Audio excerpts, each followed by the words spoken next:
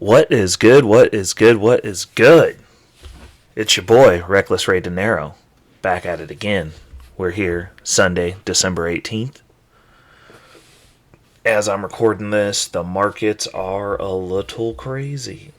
Just a little bit, we're making some moves, some things are happening. Overall, we took a little dip, bought some of it, doing a little bounce back. Had some changes, but first let's get to the housekeeping. Shout out to the bag chasers. If you are a bag chaser, you are getting this first. I do drop this in the Discord first. Specifically in the cryptocurrency channel, which is where you'll find me lurking regularly. Reason being, I was coaxed into doing this specifically for them. I prefer to do this than write. So here we are. I release it to everyone 72 hours later on Wednesday in the morning before I head into work. So everyone else, this will get promoted and put out. You'll hear about it on Wednesdays. If you are in the bag chasers, you will be getting it today, Sunday. To join the bag chasers, it is not my Patreon group. I get nothing out of that. It's just something that I'm doing as a loyalty thing for the first 12 months of this series. It will be going in there first because they were the ones who asked for it to be made. Link is in the description. That is the bag chasers. Owner of that Patreon is Anton of AntonDaniels.com. Fun times in there. Great people, great networking. A lot of the up-and-coming YouTubers are in there. There's a lot of business people in there. There's a lot of high-net-worth individuals in there. There's a lot of high-level, high-net-worth game in there. There is a lot of get you into those arenas game in there. So, can't say not enough about it. I do enjoy it. There's exclusive content. There's a bunch of other stuff that I do not utilize, but there's a lot going on in there. Definitely something that you should be a part of. That said, more housekeeping. Had a couple of new subs, so we are going to give them a shout out because that's what I do until I start getting too many subs to do it. I feel like it's a good way for me to acknowledge the people that are coming into the tribe over here. I know this content obviously isn't for everybody, but for those of you who it is for, I'm happy that you're here. And with that said, shout out to Black Thoughts. Black Thoughts, me and him go back and forth on a lot of panels. Welcome to the tribe family. Black Otaku, welcome to the tribe family. This is kind of more centralized into my area, one of my areas of expertise, but the one that I nerd out about the hardest probably. And we've got some more stuff that'll be a little bit more entertaining coming up for the 2023 calendar year because we are doubling down, expanding. Everyone's going to be contracting. A lot of people are getting ready to lose their jobs, but me, I'm expanding. So with that said, let's get into the business. So where we're at here, there's some new positions. There are a few new positions. So I'm 2 loans into the Alchemix play that I've got going, which is basically I'm just accumulating straight Ethereum, and then I am bringing it into the market via an Alchemix loan, which is forcing me to save Ethereum. I do believe that position and that play is gonna work out pretty well for me because I feel that Ethereum is well undervalued, and so is Bitcoin. I think the whole market's undervalued right now. In all honesty, most things are undervalued. So the way that we're rolling this out, we're looking at the charts here because now I've got 4 coins. Well, technically 5, but one of them's a cash position, so I don't really count that one. But what we've got going here is we started out with first the boring position, which we're taking a little bit of a hit on because the market is fluctuating. We're not in the bull run yet. We are still very much in a bear market. For those who don't understand how bear and bull markets work, you are not supposed to be rampantly accumulating during a bull market. That is the surefire way to buy the top and lose money. You buy during the bear, you sell during the bull. Me personally, I don't sell, so I'll be converting during the bull. But I am rampantly buying now because we are very much in a bull market.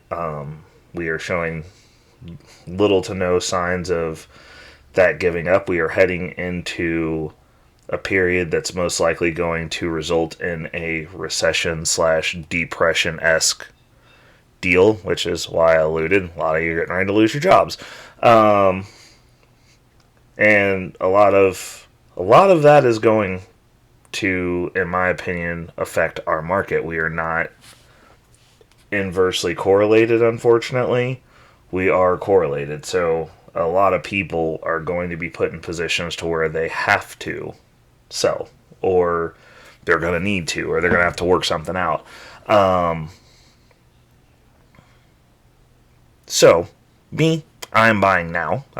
You will probably see me pull back from buying. I will go into stacking cash for the collapse of the bull market during the bull market, and I will be very forthcoming with that. I will most likely just go into cash positions and versus actually buying tokens that are just running up rampantly. But right now we are seeding in positions, and so that's the way we're gonna work this. So currently we have position 1, which was the synthetics position. It was staking within my metrics, and that's a foundational piece. Obviously it has taken a hit from where we originally bought it at. As you can see, 7 days down 15%, so we're down about 15% for that position. On the caveat, since I'm not just holding the token, that position is generating income, so that's going to start offsetting that moving forward. Ethereum, obviously, going to be a staple as we are accumulating. Swapfish is the new one, so this is one of my gamble plays. It is a new exchange on Arbitrum, has some very favorable staking ability. And the play that we made was we are doing an LP token, which is Swapfish and Ethereum. And then we're staking that, and then I've got a little compound play that's going on with that is going to compound those gains. Highly risky, but considering it's paired with Ethereum, it's only half as risky as it potentially could be. So I have a little bit more faith in that, but obviously these are touch and go to where we're gonna be getting highly monitoring these positions. But it is an income position, so I'm doing a boring position, and then I'm trying to slide in a lower amount because most of my positions are going to be over $1,000 or over 1,000 tokens. My more non-foundational, non-boring positions are probably going to be around $500 because generally speaking, if I can get the income to do what I need it to do for less money, then I'm not gonna risk more money than I need to, because if this position goes bedlam, I don't want it to affect the entire portfolio for the rest of the year. Learned my lesson last time. We will not be acting a fool like we did last time. I will be pulling, and you will see my cash positions growing with what we make off of this position. Next one up is the Terra Luna, the gamble, which you can see now is 0.6%. Basically nothing.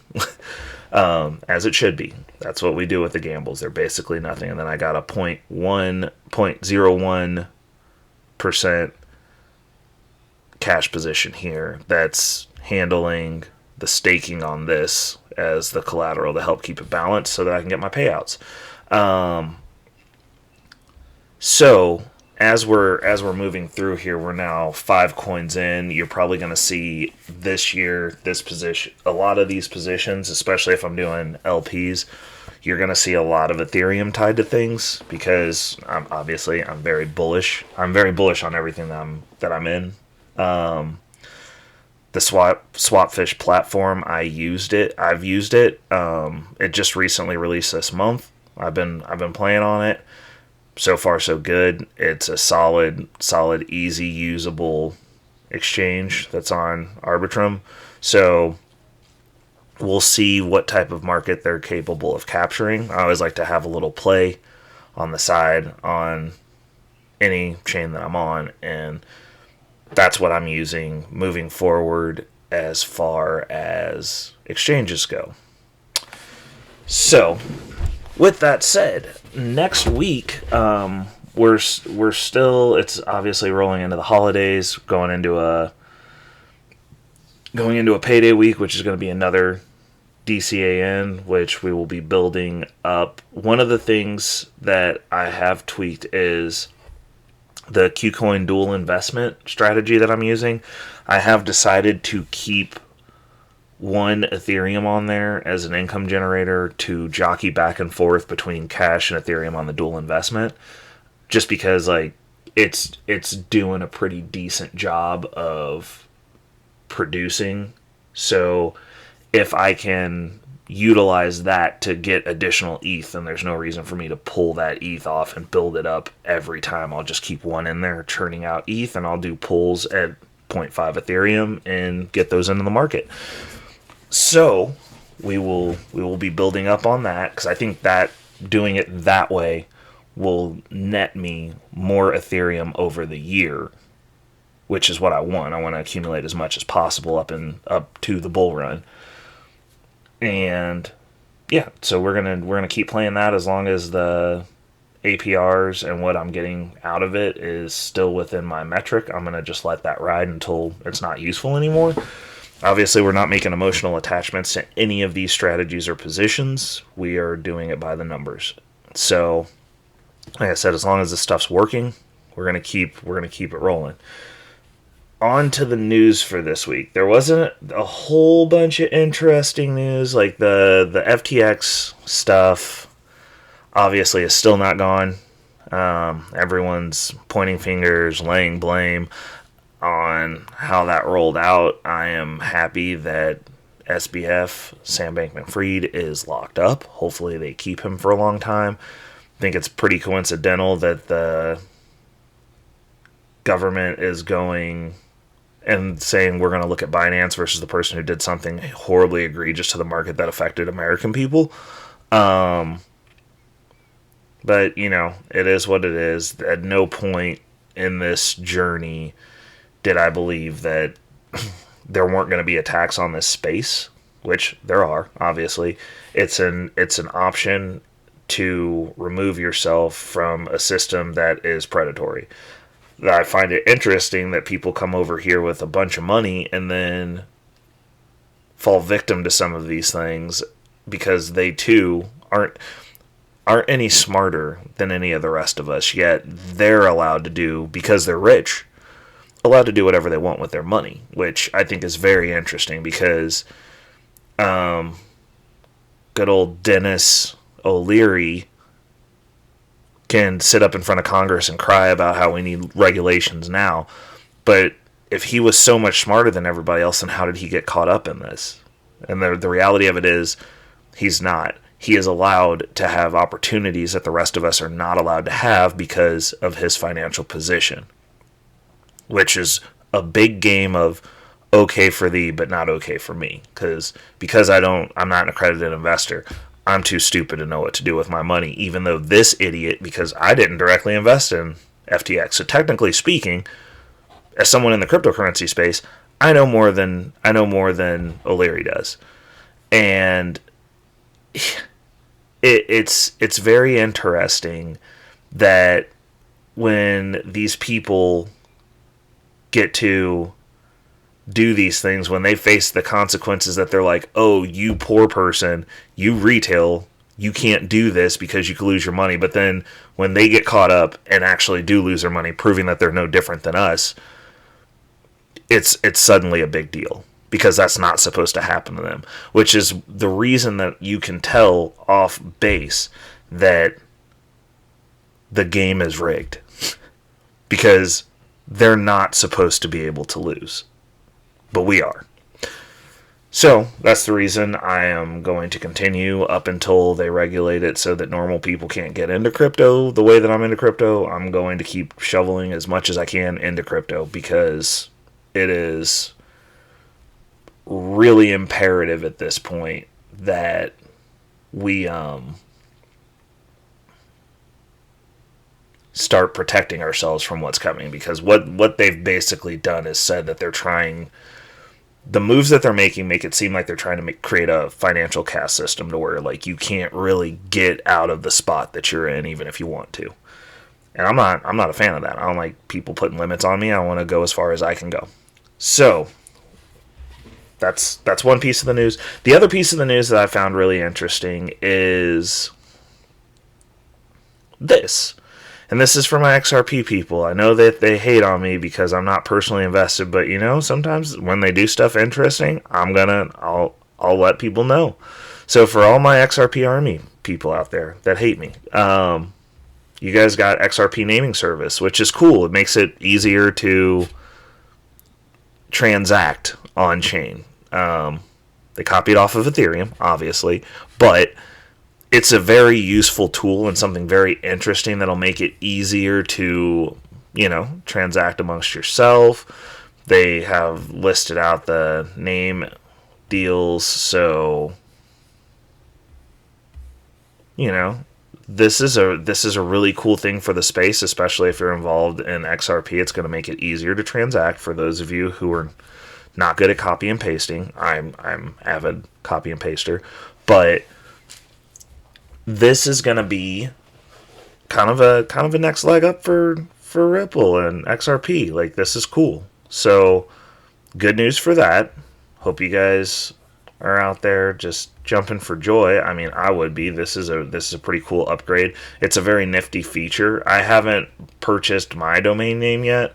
I'm not sure if I want to, because obviously if somebody's trying to, you're just basically doxing your own wallet. So if you're trying to be anonymous, like, it's not necessarily the greatest. But like, for those of you who are transacting, and I don't know how many people are actually, especially that are involved in XRP, are actually in the DeFi space. I'm gonna suspect most of you aren't, considering that chain really is just now starting to do that, but you'll be coming into it, because now that you can do it, you might want to learn how. It's pretty nifty. But yeah, like, so that means that there's going to be a lot of things that are going to be very similar to what Ethereum has to offer that you guys will be getting access to and getting exposed to here pretty soon. And this is one of those things that you now have. It's good news for you guys. Hopefully, this court case is resolved very soon, because that's going to be good for not only your guys' bags, but everybody else's bags in the industry. And yeah, so that's what I think we've got. So that's going to close it out. As far as supporting the channel, got some interesting stuff that I'm going to be rolling out for 2023. One of them is going to be my Future Finance series, where I go through how I am navigating the financial markets from a personal perspective, and some of the hacks that I've implemented, and some of my ideologies about how to navigate this new space, because the stuff our parents did is not valid anymore. The stuff our grandparents did is not valid anymore, and there's very few people that aren't already rich that are out here talking from the perspective of the everyday person. And I am everyday people, because I am not rich. So, but I'm on my way. And so I'm giving the gems as we're going.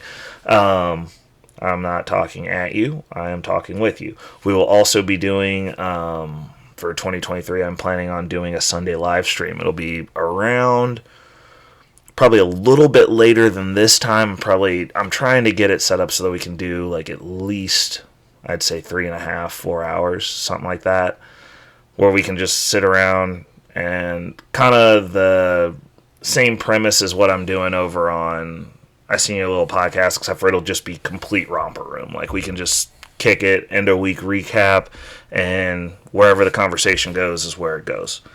And we'll see if anybody wants to link up and, you know, do that. It'll give us a little spot to just hang out and kick it on Sundays. Getting ready for our week. So we've got that. As far as supporting the channel, hit the like, subscribe, comments help with the algorithm, likes help with the algorithm, sharing helps with the algorithm. So anything that you can do to help get this out, much appreciated. The other thing, there are a few different offers down in the description for the videos, and those normally give you discounts or some sort of incentive for you to use it. Obviously there's a little kickback for me. If you don't have a ledger, definitely recommend getting one. I've been using both of mine a lot more lately. I do self-custody. I normally, when I'm in the market, I run my hot wallet for in the market stuff, but at this point I'm starting to use my second ledger, or well, actually it's not my second ledger, it's my first ledger. I use that because it has the smaller capacity, so I use that ledger specifically for my back end storage for my active hot wallet. And then I have my cold storage that I've got, that my Bitcoin lives on, that never sees the light of day hardly.